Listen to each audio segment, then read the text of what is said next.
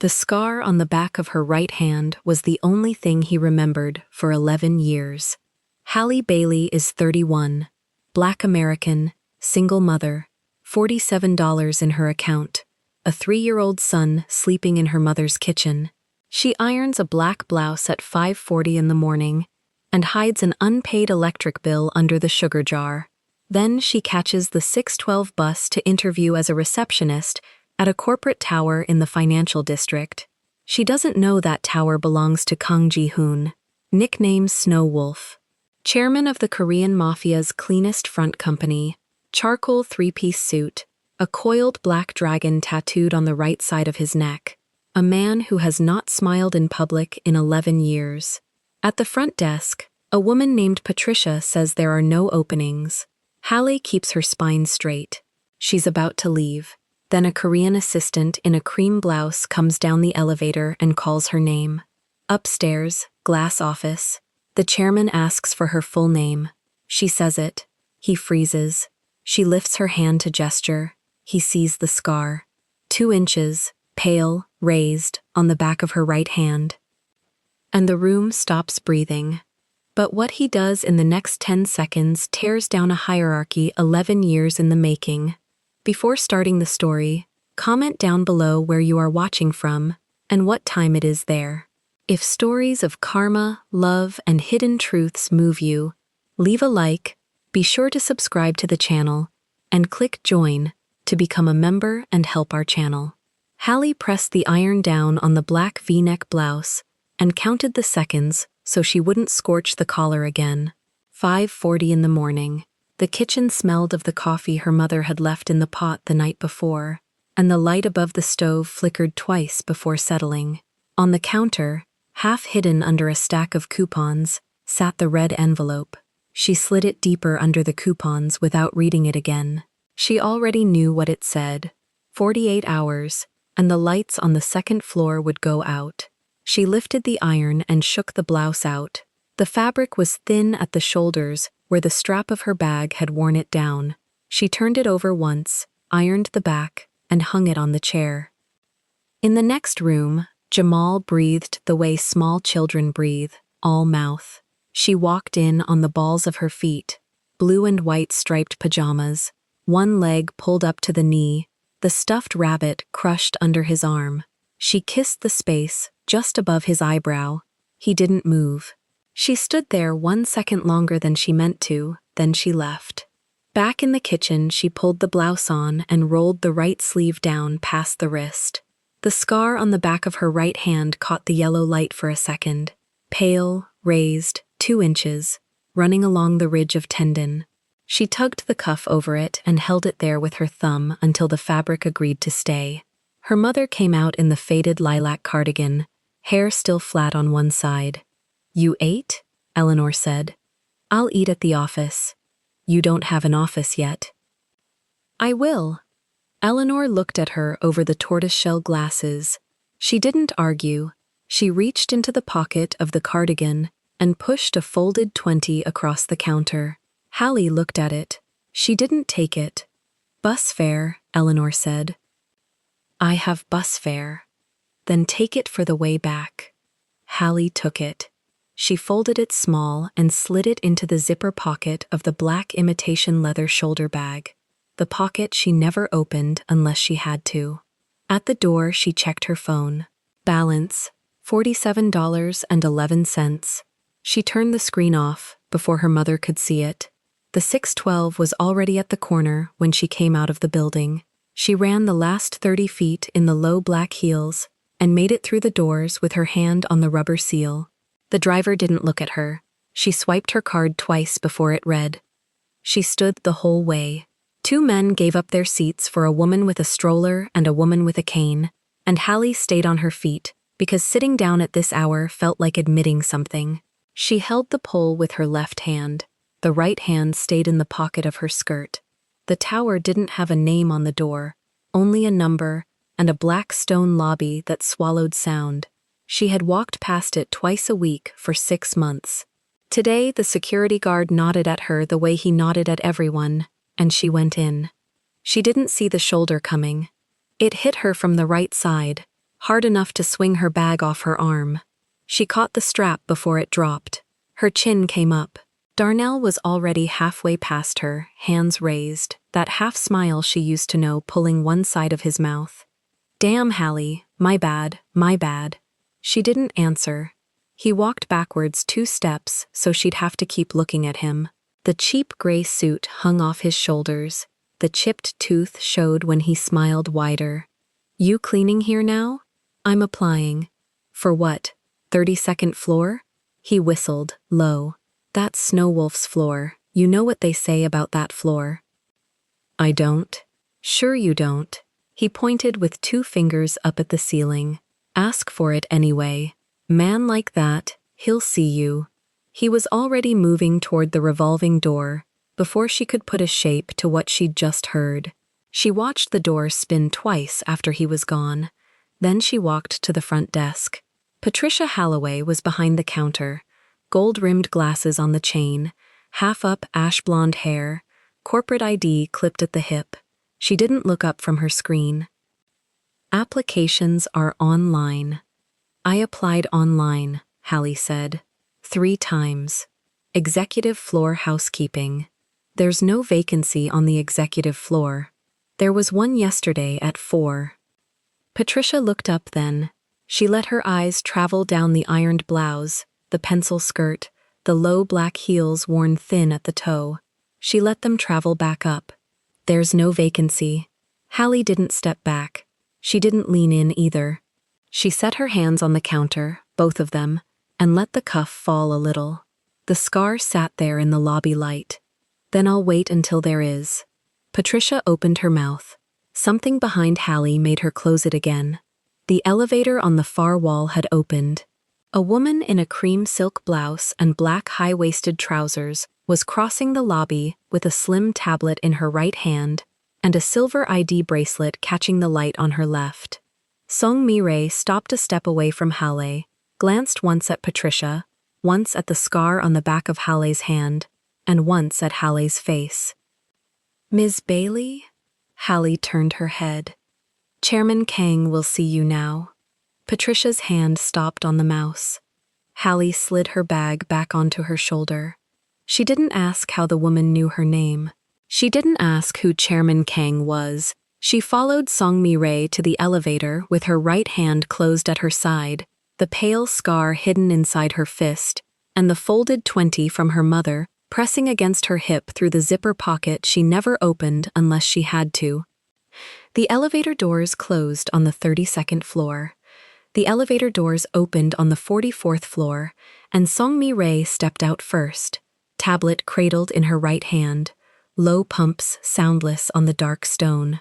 Hallie followed. The corridor smelled faintly of cold citrus and paper. 2 men in charcoal suits at the end of the hall did not look at her, which was how she knew they had already looked. Song Mi-rae stopped at a set of black double doors and did not knock. She pushed one open with her shoulder. "He is waiting," she said in a low, even voice, and stepped aside. Kang Ji-hoon was standing at the window with his back to the room. He did not turn when Hallie entered. He waited until the door clicked shut behind her. "Sit." Hallie sat.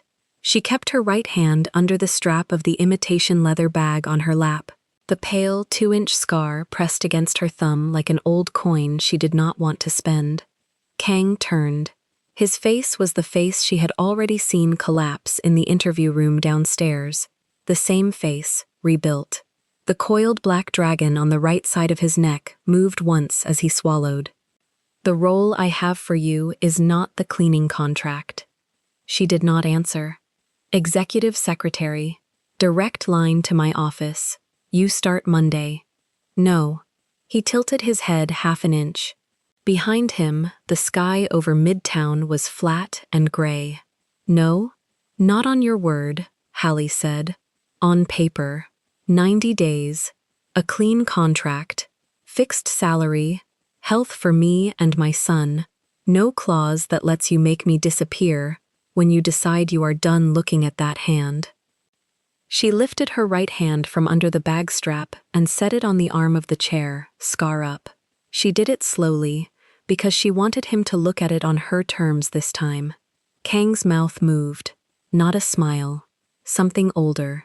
Mi-rae. The door opened. Song Mi-rae was already there with a slim leather folder. She placed it on the desk between them, opened it, laid a silver pen across the top page, and stepped back one pace. Hallie read the contract. She read it twice, the way her mother had taught her to read anything a landlord slid across a counter. 90 days. Fixed salary at a number she had never seen in one line of print in her life. Full medical. A clause naming Jamal Bailey by full name. No non-disclosure that reached into her past. She signed, Hallie Bailey, in the same careful hand she used on Jamal's daycare forms. Kang signed under it without sitting down. He did not look at the page. He looked at her hand on the paper. Monday, he said. Song Mi-rae will take you home. I take the bus. Not anymore. Hallie stood. At the door she turned. Chairman Kang. He looked up. If you ever again cancel something in my life without telling me first, I walk. Contract or not. She did not wait for an answer. She walked out. Song Mi-rae drove her to her mother's building in a black sedan with tinted glass and did not speak until the car stopped at the curb. Then she handed Hallie a small white card with a single phone number printed on it in black. Mine, she said. Any hour. Hallie took it. She climbed the 3 concrete steps to her mother's door with the card pressed inside her right palm, over the scar, and did not look back. Behind her, on the 44th floor, Choi Do-yoon closed the black double doors on the empty office where Kang was still standing by the window. Choi stood very still in the corridor with the leather portfolio flat against his thigh. The silver crane pin on his lapel caught the overhead light once as he tilted his head. He went down 1 floor to his own office and closed his own door. He set the portfolio on the desk.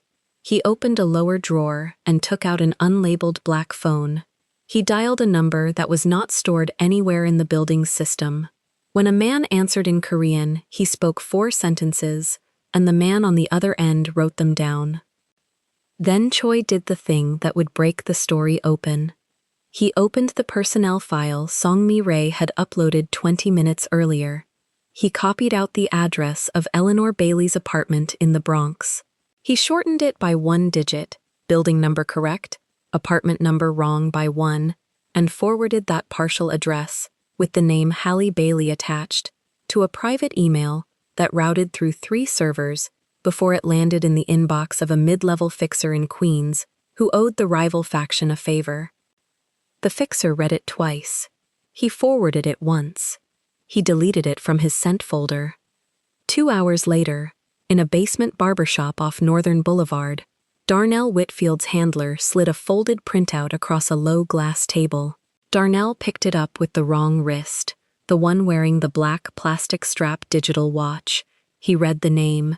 He read the partial address. The chipped upper right front tooth showed once at the corner of his mouth. That is close enough, the handler said in English. Darnell folded the paper into quarters. He put it in the inside pocket of the cheap gray suit, over the fake gold chain. At the same moment, 6 miles south, Hallie was standing at her mother's stove, in the black V-neck blouse she had not yet taken off.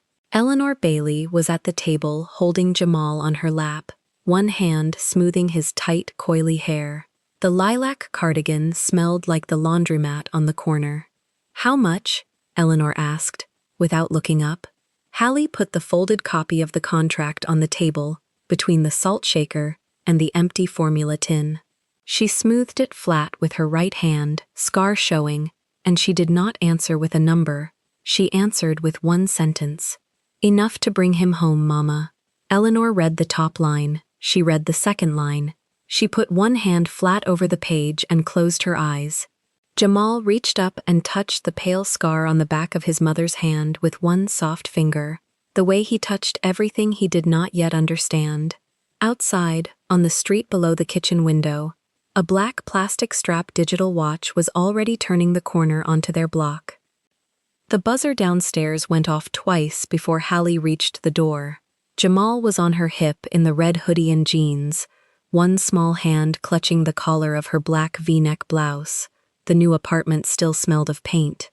2 rooms, a real kitchen, a window that faced east. The keys had been in her palm for 6 days. She pressed the intercom, static, then a voice she had not heard in 3 years. "It's me. Open up, girl." Hallie set Jamal down on the rug. She told him to stay. She walked to the door and looked through the peephole. Darnell was standing in the hallway in the same cheap, oversized dark gray suit, the pale blue shirt with no tie, a stuffed dinosaur under one arm. Green. Cheap. The tag, still on it. She did not open the door. "How did you get up here?" "Doorman knows me now." He smiled at the peephole. The chipped upper right front tooth showed. "Told him I was Jamal's daddy. That's still true, ain't it?" Behind her, Jamal called out. He had heard the voice. He did not know it, but he had heard it. Hallie turned her head so he would not see her face. "Leave the toy," she said, "then walk. Come on now, let me see him. 1 minute. I ain't asking for court. I ain't asking for nothing. 1 minute nothing." "Hallie," his voice changed, softer, practiced. "I heard about your new job. I'm proud of you." Her right hand closed. The pale scar across the back of it went white at the edges. Across the city, on the 42nd floor of a tower she was no longer allowed to enter, Kang Ji-hoon was reading a folder he had not asked for. Choi Do-yoon stood 1 step back from the desk, black leather portfolio under his left arm, courteous neutral line for a mouth. The small silver crane crest lapel pin caught the ceiling light. "Chairman, before your 2 o'clock." Kang did not look up. Inside the folder there were 4 photographs. Hallie at the elevator with Darnell 3 years ago, his hand on her lower back. Hallie at a courthouse steps in Atlanta. Hallie laughing at a bar with a man whose face had been circled. And 1 photograph of the new apartment door, taken that morning, with a rental agreement paper-clipped to the corner. The paper-clipped page had a signature at the bottom. The signature was hers. The date was correct. Everything above the signature was not. She listed the address of a competing group as her prior residence, Choi said. She has been in contact.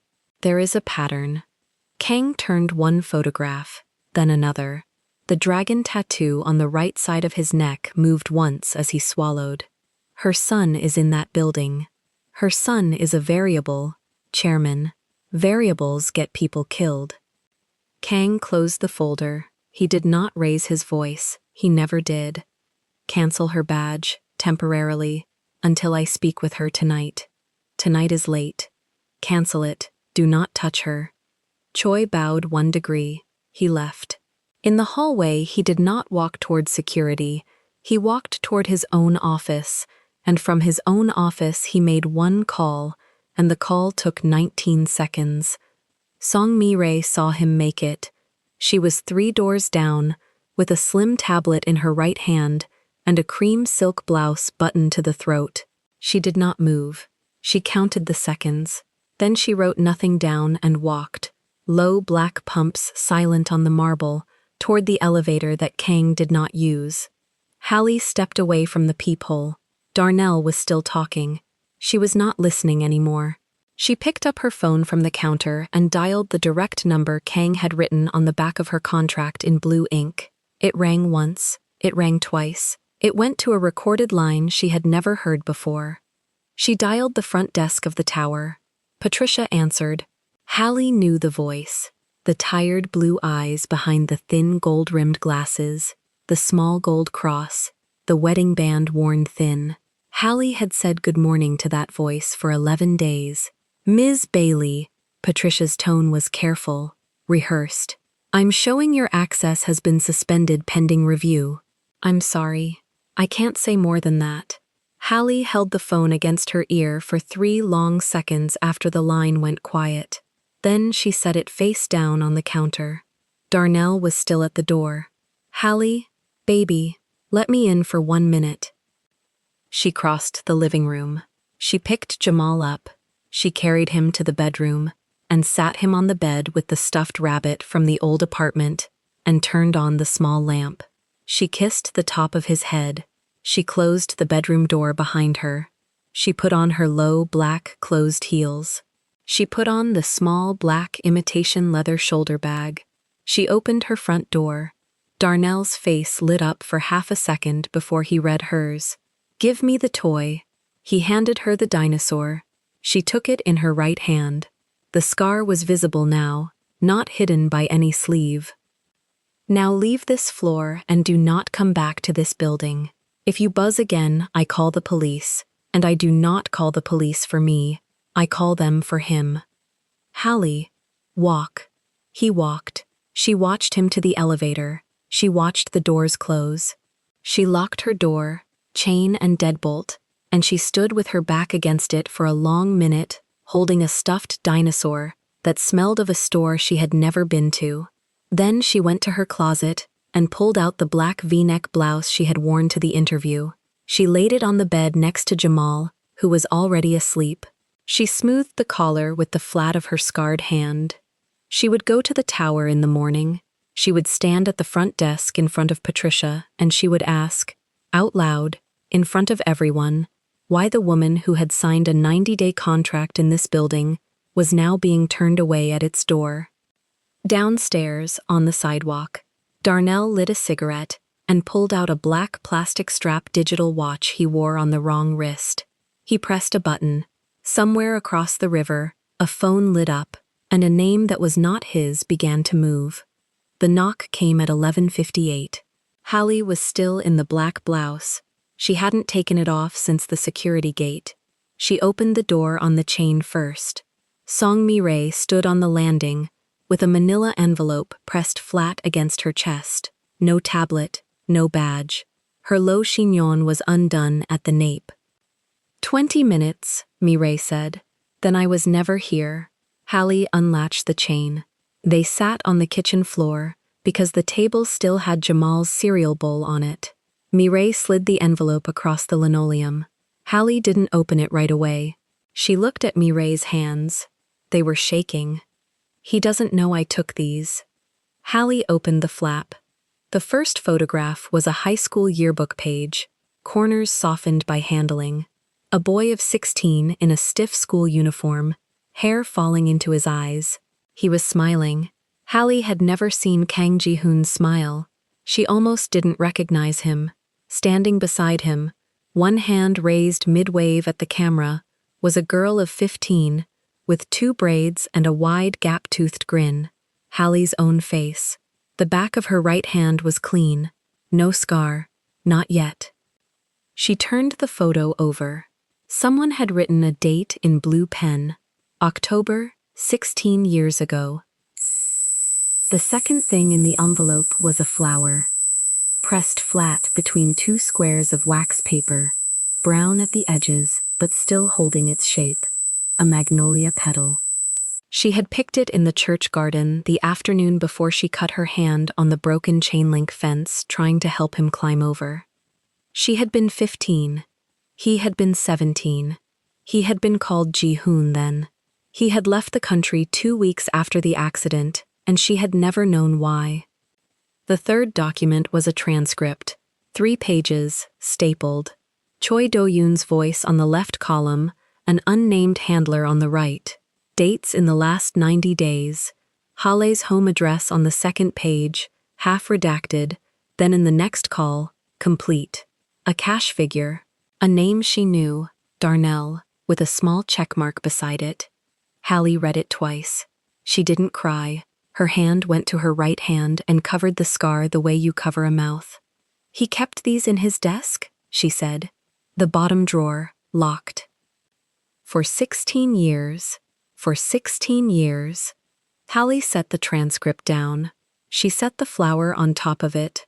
She set the photograph on top of the flower. She pressed her palm flat over all 3. Darnell didn't find that building on his own. Mi-rae shook her head. He was paid to walk you toward it. Choi arranged the collision. The rejection at the front desk was scripted. Kang was meant to see you, hire you out of guilt, and be caught in a scandal that would break the chairmanship. Choi wanted the chair. And the badge cancellation yesterday? Choi walked into his office with a folder. Photos of you and Darnell from 6 years ago. He said you were still working with him. Chairman Kang didn't speak for 4 minutes. Then he signed.